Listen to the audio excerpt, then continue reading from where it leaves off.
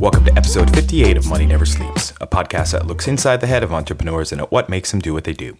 I'm Pete Townsend, your co-host of Money Never Sleeps, along with Owen Fitzgerald.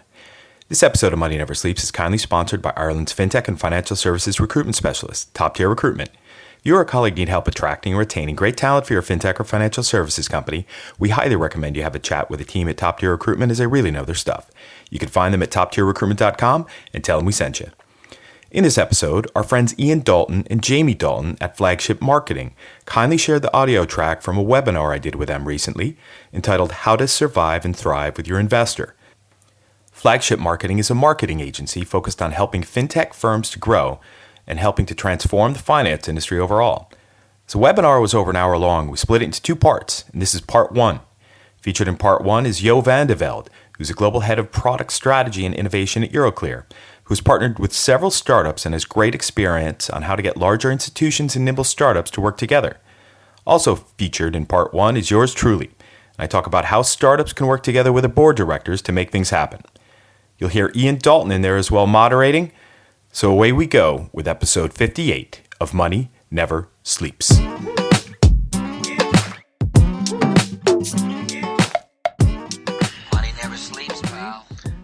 And as Ian already said, so I look after the business development and strategy for Euroclear. I'll just touch quickly upon what Euroclear is all about, but we do a lot of development in-house. But over the last couple of years, we've done business quite a lot with some of fintech providers. So, just in a nutshell, on what Euroclear is about. Euroclear is what they call a financial market infrastructure.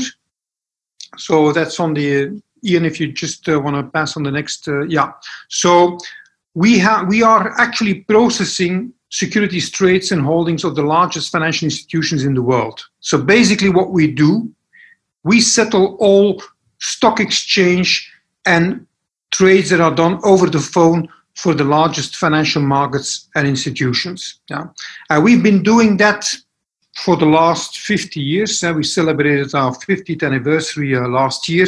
So you can imagine that over those 50 years, we have established a large, robust, and trusted international financial network. And it's like the roots of a big tree. Yeah? We are touching upon all the largest institutions worldwide. Yeah? So we have, from an asset point of view, as a big company, we have a lot of client relationships, more than 2,000 financial institutions, the biggest one in the world. We have built a lot of trust and reputation. We are there for over 50 years, so we're well known in the industry. We are supervised by the regulator, so again, very safe place. We have capital, we have a banking license, we manage one of our core elements that we contribute to the industry is risk mitigation. And we sit on financial resources, resources that money that we make that is available for reinvestment. So that's what we are today. That's our franchise. And as you can see, we are, or as I said, we do a lot of developments ourselves. But we have been, over the last years, either been consulted by fintechs, or we have reached out ourselves to some fintech providers. So on the next slide, you can see, and these are just a few of them, that we have engaged with a number of companies, all software providers. So you have there Quintessence, TaskGuys, LiquidShare, Meritsoft.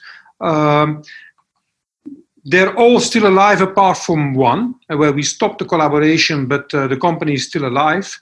All of these companies are fintech companies that have software for a particular problem, but they want to scale it or try to implement it at industrial scale for the entire industry.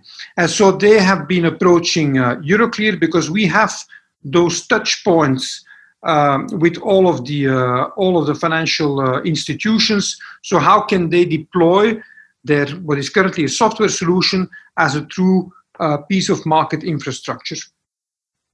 So that is those are an illustration of companies that we're working, and some of them are doing pretty well. Now, you have, and I'm not going to go into the things that can go wrong, but rather give you a bit of what I believe are elements or things of success criteria. But of course, these are the obvious stories about the incumbent being a big elephant with the risk of crashing the small fintech. Because there is a lot of, we're dealing as a large organization with a lot of policies and procedures, ways of working. We have audit. And so the risk is that you simply overburn the fintech when you start working or taking a stake in a fintech company. Slow versus fast. The incumbent that is always seen as a slow animal, a dinosaur, whereas the fintech wants to move fast. Then the other one with the satellite, and these are just a couple of examples, is typically what you see in communication. In the beginning, you have a lot of interaction with the startup, but then as they move on, you see it's like they're very autonomous, and it's like a satellite that's so now and then comes back to Earth, and there's a touch point and people discuss, and then it flies away again, and there is no sort of communication. And it's always going where people rediscover the fintech, and then there are a lot of discussions, and it goes away. There's not sort of a continuous dialogue. And then the last one, very important, is also the relationship between the incumbent and the fintech, and sort of the fintech that gets a lot of visibility compared to the people that are working on more heavy projects within the incumbent firm, and there can be a lot of sort of jealousy between the different the two organizations, which can cause frictions. But I'm not going to go over these stories, but just on the next two slides, I've just sort of summarized. And again, these are the things that popped in my mind of what I believe are some points of attention. And I classified them in two ways, what I called before and then during the collaboration. I think on the what, I think it's very important that both firms, whether it's the incumbent and the fintech, they're very realistic on expectations. Yeah? I've seen a lot of business cases where their people are, be it on revenues or on costs, too optimistic, typically coming with these hockey sticks diagrams. And I think especially within the financial industry, which is an industry that is not easy to move, I think people can be much more realistic on what to expect. Definition of critical success factors. So what do you need to be successful? And a lot of people or fintechs come in with smart solutions, a lot of technology. I think in the financial industry that is important, but I think it's 25% of the problem. Yeah, I think stakeholder management, understanding who needs this solution, who do you need to manage to get your product going, and what I call stakeholder management, because there's a lot of vested interests, a lot of conflicts in the financial industry. So it's very important to know upfront what is your go-to-market strategy. Yeah, and then on the how, clear agreements. That's also something that I've seen, whereas people say, well, the fintech company is going to be autonomous. But then as we go along, then suddenly they want to use the resources because they're running out of money. So they want to have more access to the incumbent resources for sales, for marketing. And again, that creates friction because then the incumbent says, but that was not the agreement. Why should we sell on behalf of the fintech? They should have their own resources. So make sure all that is clearly agreed up front. And then have a common belief. Make it a joint initiative. The fintech should be autonomous, yeah, but it should be seen as part, in our case, where we invest in a company, it's part of our strategy. Even if it's an outside company doing or executing it, it should be part of the group. Yeah, so people should see it as a joint initiative.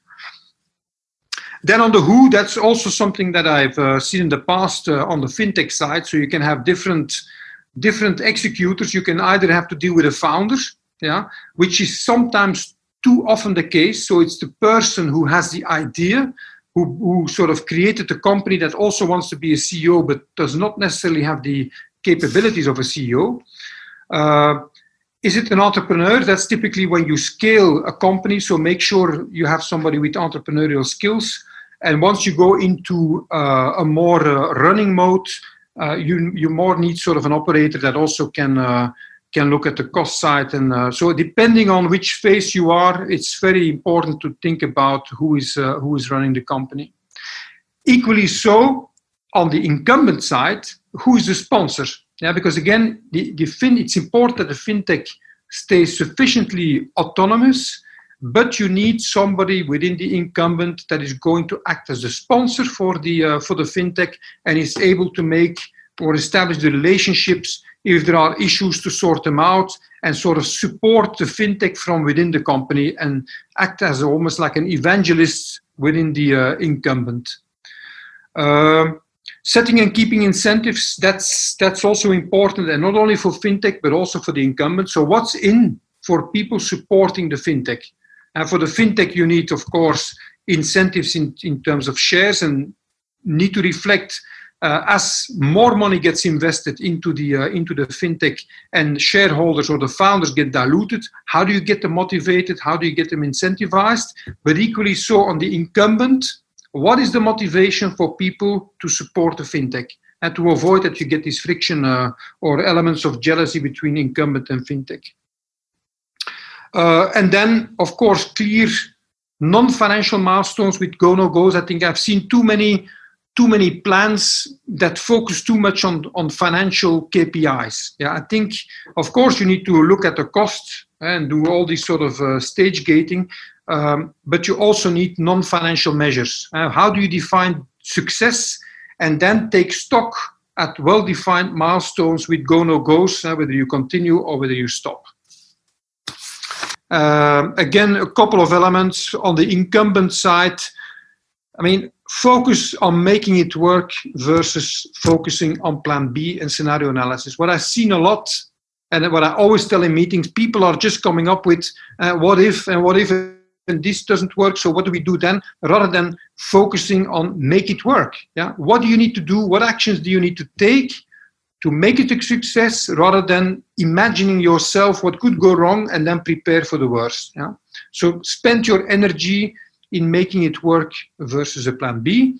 Allow for sufficient autonomy, so finding the right balance between keeping some control, but giving the fintech sufficient autonomy, and then of course be patient. That's the difference between an incumbent and a startup. An incumbent, we make incremental change, and because it is a running service, we get incremental revenues immediately. Yeah, and that same mindset is in a lot of people's head when they assess a startup. They say, well, we're going to invest money, so we need payback immediately. Yeah, so there is more patience required because you're dealing with a startup. On the fintech side, very important to communicate proactively. Don't wait for the incumbent to raise all the questions. When you have something important to say, just communicate. Keep people informed. Yeah, rather than them having to come with that's that satellite image of the fintech coming back now and then people raise a lot of questions. Anticipate questions and communicate proactively. Be transparent on results, more realism, so don't hide things, so be clear on where you are, and then of course adapt your plan where and when needed. Voilà, these were just a few thoughts, but happy to take questions afterwards. But that's what I've seen in the number of startups that we have and are still engaged with. Interesting, Yo. Thank you very much for that. Dan has just made a comment, which is that he couldn't agree more with you about realistic expectations and walking before you can run. So I think that that point has definitely struck home. I was interested in the diagram you showed of the satellite, where you said the communications were sporadic. Sometimes they were very full, and sometimes they were, they disappeared, and the fintech went off autonomously. Do you see that as a strength or as a weakness in the process? No, that is a weakness. I think it's the fact that it's a satellite is good, because that means it's circling around planet Earth, but it should be staying in orbit like a satellite. Yeah. What you have here is more like the how do you say that, the asteroid of Halley that flies away for the next 70 years and then comes back. And then when it's back, people rediscover the whole thing. So they go all over the business case again because they haven't been following up. So there is all these questions again, and there we go. It's like they recreate the whole business case, raising all these questions, and then again, maybe there was a call for additional financial resources, gets invested, and the thing goes off again, and it goes away for the next 70 years. And so it needs to stay in orbit, and there needs to be a continuous communication between planet Earth and the satellite. That is important. Work autonomously, but keep proactively communicate. Yeah. Brilliant. Thank you so much, Jo. I'm going to come back to you with more questions in a little while. Over to you. Hopefully that gives you it does a basis to start your presentation. So over to you. Thank you very much. Great. Quickly to introduce myself and Norio Ventures. So I'm Pete Townsend. We increase the odds of startup success. What do? We help get startups' products to market, accelerate their growth. We empower founders to raise capital rather than placement agent type services. We make them go do the hard work, the heavy lifting, because I think the founder is the most credible voice in the room when it comes to raising money. And we amplify brands through marketing, through podcasts, through video, and through events, and making these complex things out there in the world of fintech accessible to people. Where do we focus? Where do we play? Mostly in fintech, also crossing over into blockchain-enabled markets, and that are fintech driven, but then multi-sector deep tech. What are the technologies that are driving this? Just have a quick look at where is this coming from? What's the context for what I'm sharing with you guys today? So all the lessons learned from 20 plus years of operating experience in the capital markets. I know where all the bodies are buried, right? To put it bluntly. Meeting with and being pitched to by over 200 tech firms, both inside the corporate world and then outside over the last 3 years. And I've seen a lot in the last 3 years in terms of helping early stage startups to accelerate. So what's the context? Where we play, again, is at the early stage. So pre-seed, a little bit post-seed, to approaching Series A, and perhaps a little bit after Series A. And that's where the help that you're going to provide as a board director, and I'll get into that in a second, is going to be a lot more qualitative, a lot more hands-on. But first, why did your investors invest in your business, right? Congratulations. They think you're going to hit a home run, right? Because investors need to be able to say to their own stakeholders, whether that be through a VC, where they have their own investors, or just an angel group that they're working with, that yes, there is a chance that this company that we're investing in, this fintech we're investing in, is going to hit a home run, which means 20 to 30 to 50 to 100 times their money back, right? Which is a big multiple. Generally, what you're looking at is that if you're investing seed stage and you've got, say, $500K for 10% of your company, and that what that VC is expecting is for you to grow to $1 billion valuation, if not greater, right? Even though 1/3 of portfolio companies in a VC fund fail, nobody is making an investment on the basis of, well, hey, if you were going to fail anyway, so let's just, let's not be sure about this one. Let's just throw some money around. So when you do have venture capital money coming in, it is very likely that your investor is on your board. Quick story from one of the Irish-based startups that I was working with last year, where I had a very deep, long discussion with them about what their board composition is likely to be like. And this founder was pushing back and saying, well, no, I'm not going to have, yes, we're going to get VC money, but I'm not going to have them on my board. I'm like, you're not going to get away with that. That is how the VC kind of executes their own control and their own need and interest to increase the odds of startup success. If your investor is not on your board, This is just an aside. Follow the Calacanis model with them. This is Jason Calacanis. Great book called Angel. If you want to try to master early stage investing, you kind of need to understand angel investing and how angels think. Another book, if you want to figure out how VCs think in general, The Secrets of Sand Hill Road by Scott Cooper from A16Z. It's a brilliant book which gets into a lot of the technical side of things.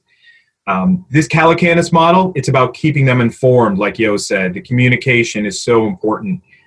It's easy in terms of information you're going to provide. It's a monthly email update, key metrics, wins and losses since your last email. How do you want them to help? How are other investors helping? Because you don't want people both trying to do the same thing and go after the same contact for you. What's your burn rate? How much cash you're going to have left? And what's next in terms of raising money? What's the next round look like? So what is that board's role, right? Why are they there? Why are they doing all this? They have a fiduciary duty to their shareholders, okay? And there's going to be a number of things that they're going to look to do.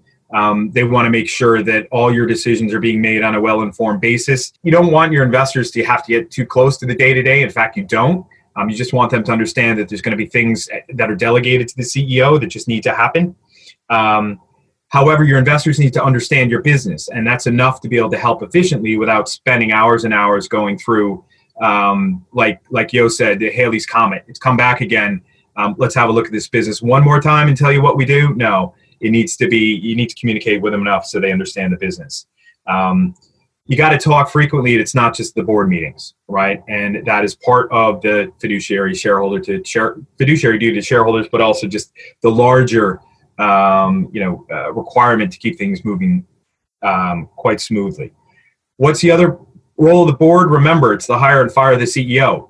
I think it's something like 75% of all startups by the time VC funded startups, by the time they get to Series C, the CEOs have been replaced and they move on to another C-suite role or they move out of the company. Just because a founder is great at getting the company going, they may not be the one that scales it to $300 million a year in revenue. And it's important to remember that. As a founder, CEO, you have to think about, if you ever were in the corporate world, how did you manage up? How did you manage your boss? I did quite a lot of that in my time in the corporate world. And it's never easy, but you kind of have to have that context, right? And usually when it's managing your boss, it's over communicate. You got to spend time on the governance, getting the board pack right, getting the meeting minutes, just so that it's all well looked after and you have that consistent communication coming out at the right time. Investing in getting your culture right, not just the culture of the company, but the board culture itself. If it's early stage, it's going to be supportive and experimentation. If it's accelerating, it will be about sales, revenue, making contacts. How do we do that? Spending time on creating value, right? And at the board level. Are people spending time picking through pipelines, or are they actually saying, where can I help to relieve the bottlenecks? Critical. And then managing the all-important conflicts of interest, which I'll get into on the next slide. So the things to look out for in the conflicts of interest is what the VC that you have on your board, your investor, the representative from the VC firm, what is their personal situation? What's next for them? What are they going to do? Are they looking to say, well, we've done a couple of investments, or, personally, they've done a couple of investments and are responsible for them, and they've been successful, and they're moving on to another VC firm, moving on to greener pastures. So you got to get to know them and know what their career ambitions are, because it can be critical. What's next for the VC firm overall? Are they looking at fund 2, 3, and 4? Do they need to show some early successes to be able to raise their next round of their next fund? Because generally it's 18 months after a VC firm closes their first fund, they're looking to raise their second. So how are they going to do that? The VC's other investments and the time committed, where are they spending their time? Are they looking to contribute more to where they think there might be some better upside? And so you have to understand their portfolio and where their focus is. What is the relationship with the independent director? I serve as independent director on a number of boards at the startup and corporate level. And you need to know the relationship between the VC and that independent director. Are there any co-investing situations going on, past or present? And because that independent director may not be as independent as you think, you want them there to be that objective voice that isn't tied to the financial success of the company. Also, an impact of your pivot on the board's interests. If you pivot and all of a sudden you go from B2B to B2C, you may be all of a sudden competing with another portfolio company within the VC firm's portfolio. And you'll want to ask the VC firm to replace the representative on your board with someone else who doesn't have that conflict. So these conflicts need to be managed. It's not always clear. Sometimes you just have conflicts of interest, and you need to keep managing them, and just make sure you keep everybody sharp. Make sure you keep everybody honest. It's never easy. And the last slide for the content I'm going to go through. So amplifying all this in practice, you got to look out for the micromanaging and ask why, right? So again, as I mentioned, that VC that spends 3 hours going through the pipeline with you and questioning the revenue, questioning the probabilities, that's not what it's all about. It's all about saying, how can I help you clear bottlenecks? So ask why, not just, hey, why the heck are you doing this? Get off my back. Be a bit more diplomatic, obviously, but have that conversation. If you are trying to get through a board meeting or a discussion with an investor without having difficult conversations, there's no point, right? Because that's what you want. You want to have those challenging conversations, because that's how you grow, that's how you get better. And that's how you get a more informed relationship between the two of you. Know who's talking to each other, the other board members, the other perhaps employees of the company. Are they having other conversations? Know who's talking to who. Don't make assumptions that everybody's talking if you've asked them to. Sometimes as founder, you got to make sure you facilitate all that. Seek approval rather than getting decisions from your board. Never put a product strategy discussion in front of your board. Discuss it, absolutely, but don't ask them for a decision. You need to get them to ratify what you're doing. As founder, CEO, you are the closest one to your business. You know it better than your board and your investors do. Finally, keep your investors up to date, as Yo mentioned as well. Their willingness and ability to help is completely influenced by the information they have. 2 to 3 months in the corporate world is equivalent to 2 to 3 days in the startup land, in that things move quickly. If you're looking at financial statements in your board meeting that are already 2 weeks out of date, make sure you give them an update and say, yes, we closed this period, but here's how things are looking 2 weeks in, because that can be night and day. So just on the last couple of slides, and then finally, Money Never Sleeps. We get inside the mind of entrepreneurs to figure out why they do what they do. You can download on iTunes, Spotify, and YouTube now.